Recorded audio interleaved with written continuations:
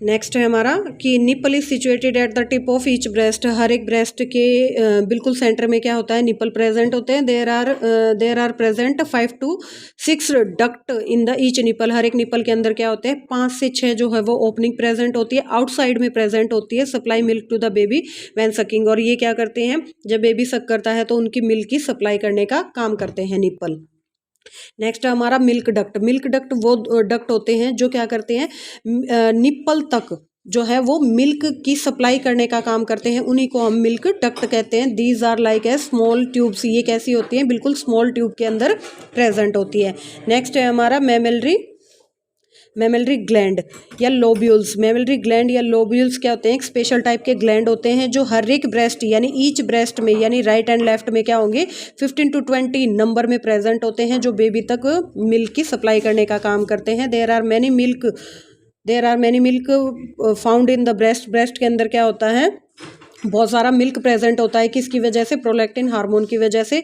और यही मेमलरी duct gland क्या करते हैं, डक्ट के अंदर क्या है, मिल्क को ड्रॉप आउट करने का काम करते हैं, ताकि बच्चे तक जो है वो मिल्क की सप्लाई हो सके।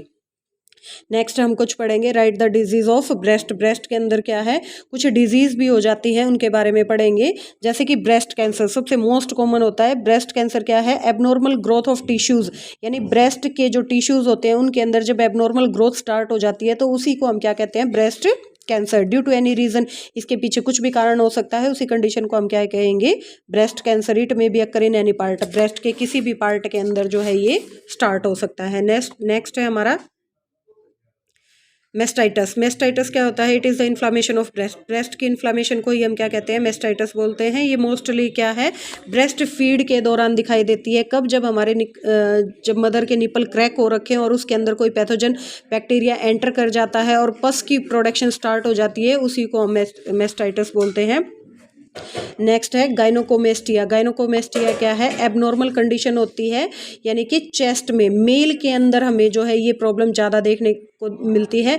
मेल की चेस्ट में जब एबनॉर्मल सेल की ग्रोथ होनी स्टार्ट हो जाती है और बिकम लार्ज, यानी कि जो मेल की ब्रेस्ट है वो फीमेल की ब्रेस्ट की जैसे शो होती है या दिखाई देती है, अनलार्ज हो जाती है, उसी को हम क्या कहते हैं, गाइनोकोमेस्टिया। यानी मेल के अंदर फीमेल जैसी ब्रेस्ट का दिखाई देना या अनलार्ज हो जाना जो है वो डिजीज क्या कहलाएगी, गाइनोकोमेस्टिया कहलाएगी। नेक्स्ट है फीमेल रिप्रोडक्टिव सिस्टम की कुछ डिजीज। सबसे पहले हमारी वेजाइनाइटिस, यानी कि वजाइना के अंदर जब इन्फ्लामेशन हो जाती है तो उसको हम क्या बोलते हैं, वेजाइनाइटिस बोलते हैं। एमनोरिया, यानी कि मेंचुरेशन पीरियड का एब्सेंस हो जाना, उसके पीछे रीजन कुछ भी हो सकता है, प्राइमरी और सेकेंडरी रीजन होते हैं, उसी की वजह से क्या होगा, एमनोरिया हो जाता है। प्राइमरी का मतलब क्या है कि प्राइमरी एमनोरिया में have journal cause and endocrine disorder, यानी एंडोक्राइन सिस्टम के अंदर कोई भी डिजीज कंडीशन क्रिएट हो जाती है, उसकी वजह से क्या होगा, प्राइमरी एमनोरिया हो सकता है। जैसे कि यूट्रस या ओवरी जो है वो अच्छे तरीके से डेवलप ना हो या क्रोमोसोम्स की एबनॉर्मलिटी प्रेजेंट हो। It is failure of menses to occur by age 16 या 16 एज तक जो है वो एमसी जो साइकिल है वो स्टार्ट ना हो, तो ये क्या होंगे, हमारे प्राइमरी होंगे। सेकेंडरी में क्या होगा, सेशन ऑफ रेगुलर एमसीज, यानी कि 3 to 6 मंथ तक क्या है, रेगुलर मेंसेस का अब्सेंस रहना ही क्या है, सेकेंडरी कोज होता है।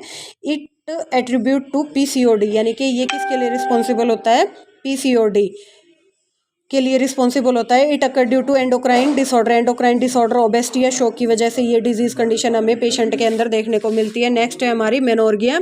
मेनोर्गिया में क्या होगी, एक्सेसिव या हैवी ब्लीडिंग प्रेजेंट होती है अप टू 10 डेज या मोर देन 10 डेज। 10 दिन से ज़्यादा एमसी साइकिल पीरियड चलता है तो उसी को हम मेनोर्गिया बोलते हैं।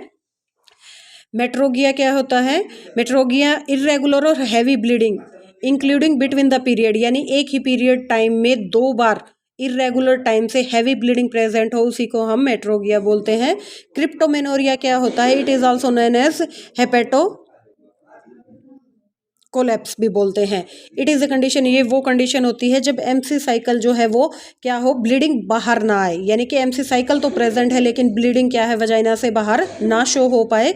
This is due to any imperforation hymen, यानी कि जो हमने हाइमन लेयर पढ़ी थी उसके इम्परफोरेशन, यानी कि वो इम्पैक्ट ना हो, ठीक है, इम्प्रॉपर तरीके से उसकी जो है रप्चर नहीं हो पाती है, उसी की वजह से क्या होगा, वजाइना कैनाल के अंदर जब ब्लड कोलेक्ट होना स्टार्ट हो जाता है तो उसको हम क्रिप्टोमेनोरिया बोलते हैं। The blood fill in the uterus, और यूट्रस के अंदर क्या हो जाएगा, वो ब्लड फिल होना स्टार्ट हो जाएगा, उसको हम क्या बोलेंगे, हेमेटोमेट्रा भी बोलते हैं।